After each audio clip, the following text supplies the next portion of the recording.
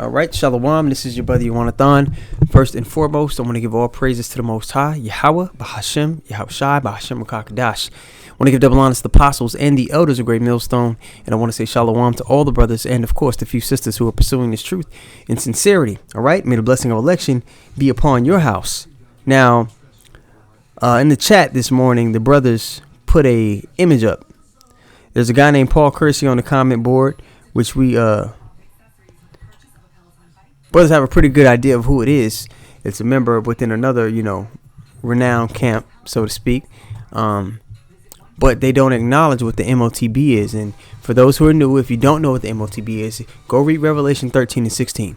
There's a mark that is said to be implemented on society that people are going to have to receive, make a choice to receive it in order to function within society. Thing is, when that mark is instituted, it's going to be in the midst of a time called Jacob's trouble. Now, at the end of Jacob's trouble, and we'll get all these precepts. At the end of Jacob's trouble, that's when our deliverance takes place. So keep that in mind as we read this comment. All right.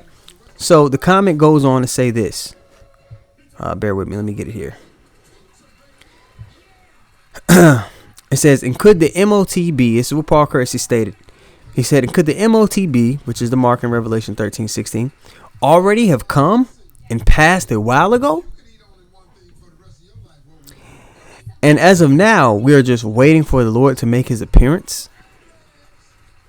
I say what I say because I don't see the MOTB/CHIP. And we have to speak in code because YouTube flags our videos and takes them down, right? Could the MOTB/chip emerging anytime soon? He says he doesn't see it happening. Well, in Sweden, during the whole pandemic, they weren't shut down. Why? Because majority of their population in that country have already received the technology, the RFID chip, right? They've already taken it. So during that pandemic, when everybody was stuck in their houses, when people were losing their businesses and their families and their life was in shambles, that country continued on as it always has. Why?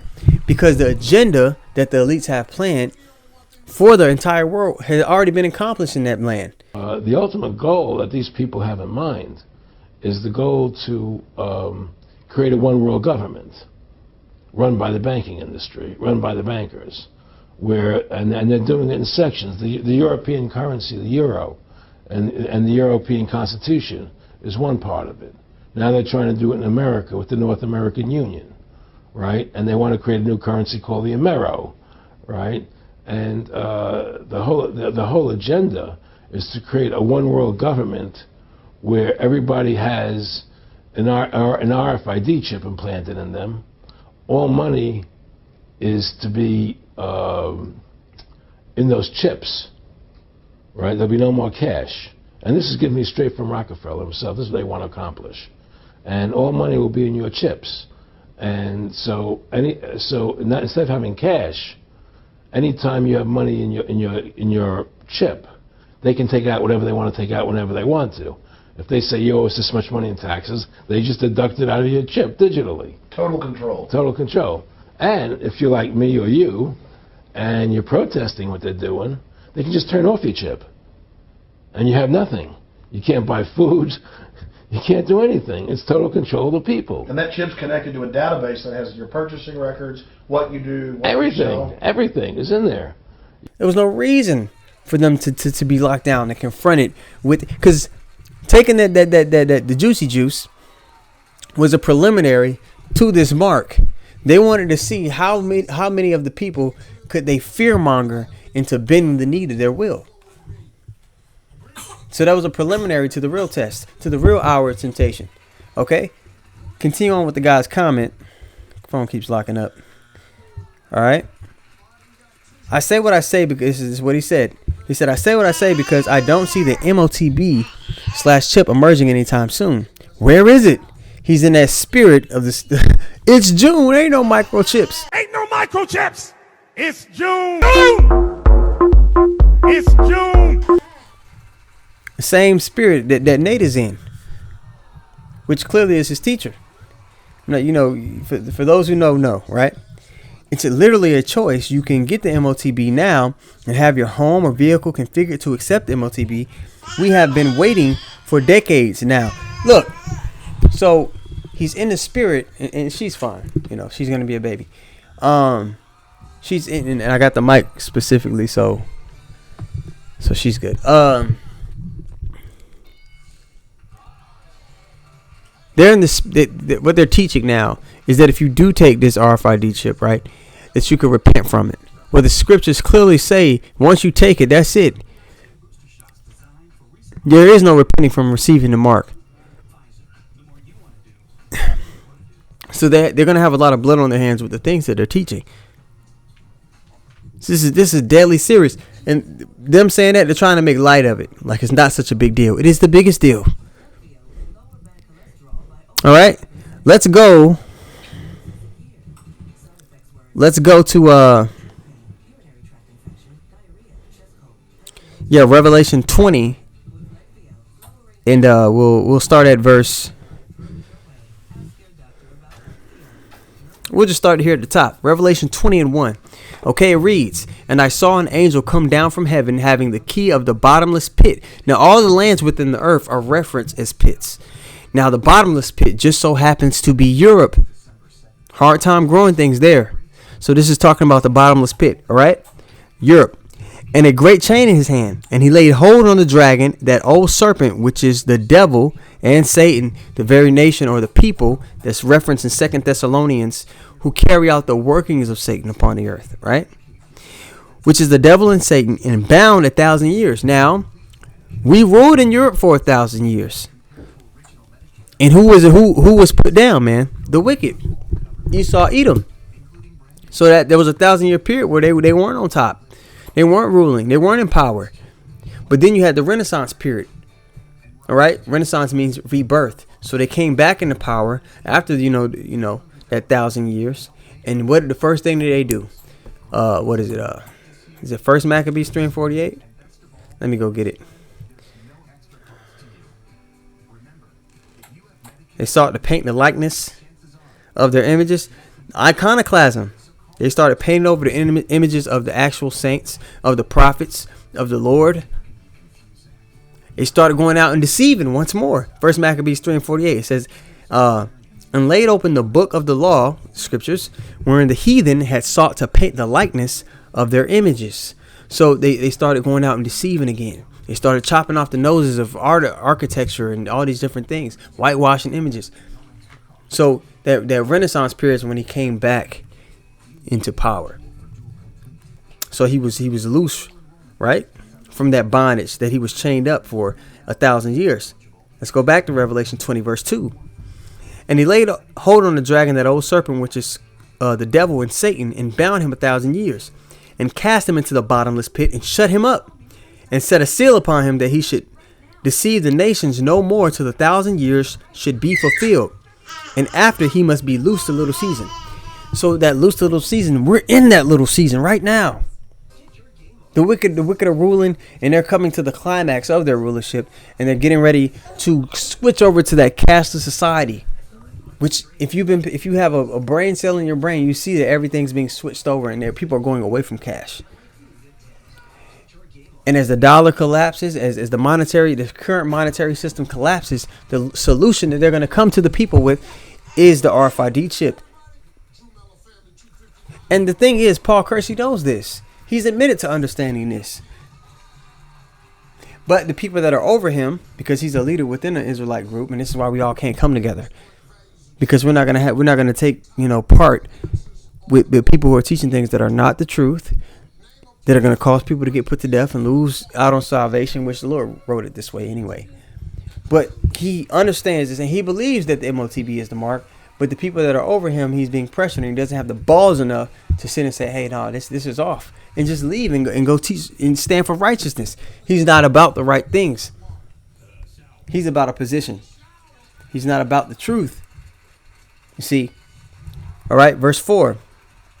"And I saw the thrones, and they sat upon them, and judgment was given unto them."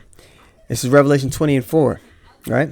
"And I saw the souls of them that were beheaded for the witness of Yahushua, and for the word of Yahweh, and which had not worshipped the beast," all right?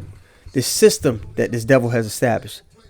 neither his image, and most people have taken on his image. They've taken on the mentality. They see him as their power in regards as they look at him for judgment on what's right and what's wrong.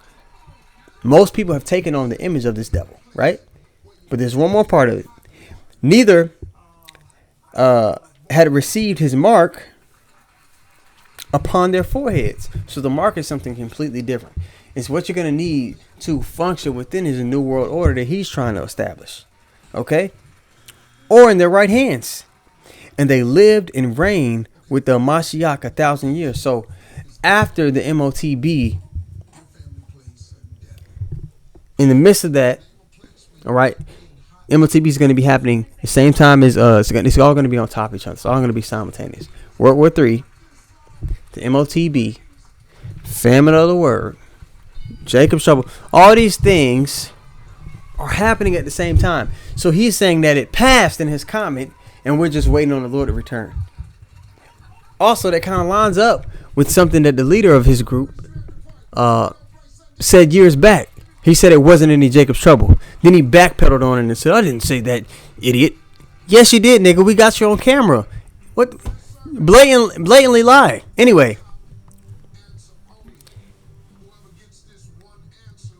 They're going to have blood on their hands, man. They already do, because they told at the beginning of the whole the serpent's brew thing, they were telling members of their congregation, if you take it, you take it. And backpedal on that too. All this backpedaling, all this unsurety.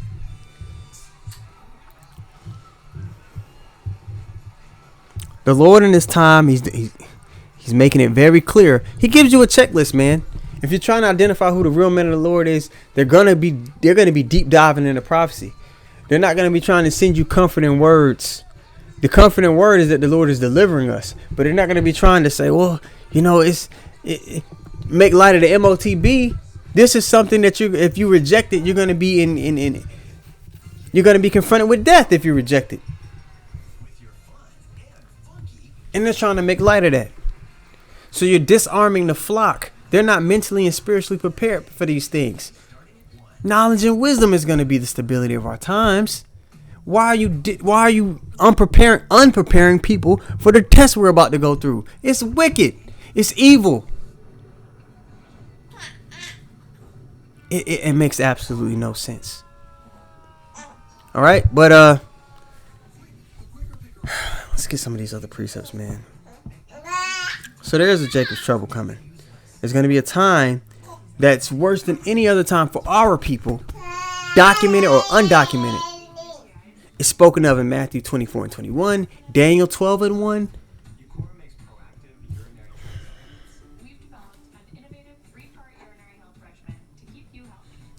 All right, this is let me get it really here, right here. Jeremiah 30 and 7. All right. I'm gonna start up.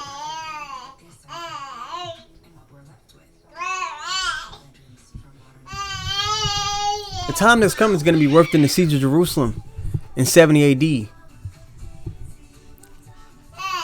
Where our people were surrounded, all their resources were cut off. They were trapped in the city and they had to fight against the Romans. And people were starving to death to where they resorted to eating their children. That's how bad it was. And the Lord is telling us that the time that's coming upon us before he returns and delivers us is going to be worse than that time. Why are you not telling your flock this? Why are you not preparing them in the spirit to hold fast to their faith when they're hit hard like this? Because we're going to get hit hard. Okay? Jeremiah 30 and verse 4. Okay, it says, and these are the words that the Lord spake concerning Israel and concerning Judah. For thus saith, all 12 tribes, right? For thus saith the Lord, we have heard a voice of trembling and of fear and not of peace. And they're trying to push that.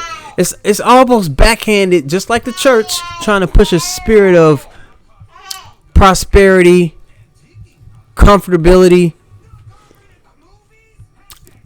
Just like the church, man. You have Israelites who know they're Israelites, and I've been saying this since I came in the truth. I realized it. I said you have people that know about this thing, that know they're Israelites, but they're not being Israelites. They're not fervent in the faith. They're still attached and they still have an affinity for the world. And we know if you're a friend of the world, like it says in James, you're at enmity with God. You're an enemy of our power. All right. Verse 5. For thus saith the Lord, we have heard a voice of trembling and of fear, and not of peace. Ask ye now, Salakia, and see whether a man doth travail with child.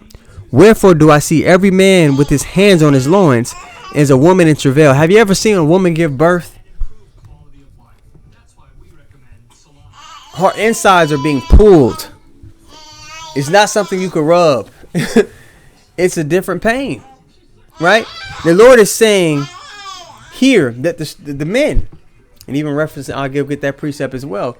He said that the mighty men, they're going to be, their hearts are going to be feeling for fear of the times. Strong, fervent, strong-willed men are going to be folding like women in this time, and it's giving you another analogy so that you could grasp the severity of what's getting ready to come, right?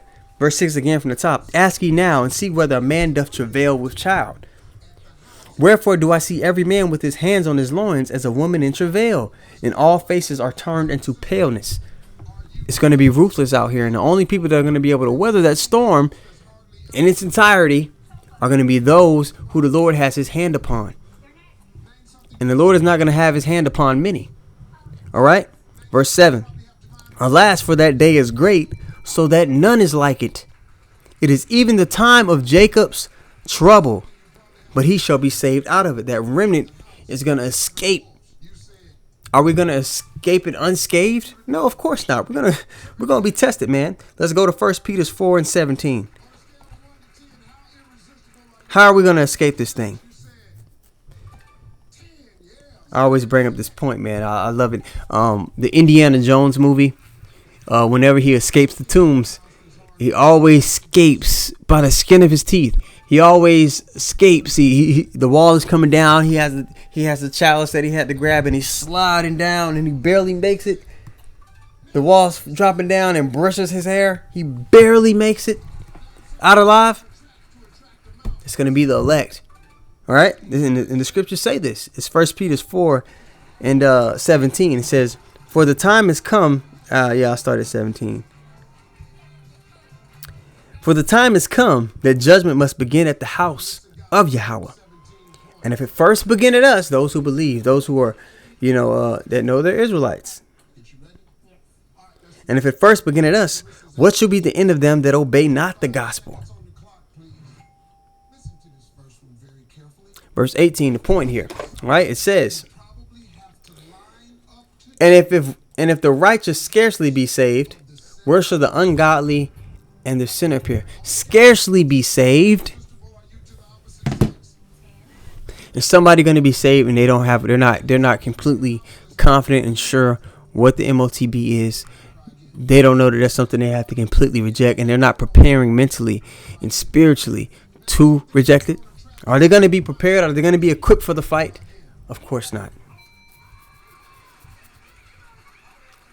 People are unarming the flock, man. And that's not going to go unanswered for.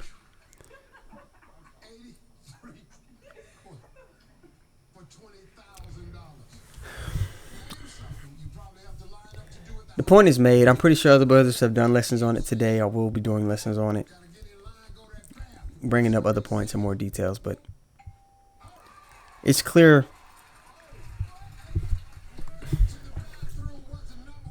that there are many Israelites that still are attached and have an affinity for the world, and that want to build something here on this side, that want to establish something here on this side, and are invested in this place. We are not to be invested in this place. We seek new heavens and a new earth, like the scriptures say. We're hoping on the downfall of this place. Are we going to bring it forth? Are we doing it physically? No. We're bringing out the word. That's all we do. The weapons of our warfare are spiritual and not carnal, of course. But the Lord said he's going to take down this nation. Babylon the Great is America. This is the great nation where the bulk of Israel is being held. This is the nation that imposes. This is the corporation that the elites use. Because America is not really, it's just a tool that the elites use. That the globalists use. It's the main tool that the elites use to push a philosophy and a vibration upon the earth. And this is the place where the very bulk of our people are being held. We're scattered into every nation under heaven, of course. Even there's some of us even mixed amongst the fake Jews over there, the pseudo Jews in Israel. There's some mixed in, but the bulk of our people are here, man.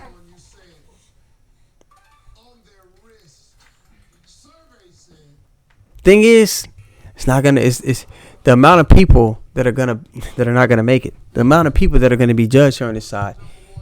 It's gonna seem like the Lord isn't saving anybody. Go read 2 Ezra 9 and 15. You see? So just a quick lesson, man. Lord willing, it was edifying. Want to give all praises once more to Yahweh, Bahashem, Yahweh Shai, Bahashem Makakadash. Want to give double honors to the apostles and the elders of Great Millstone.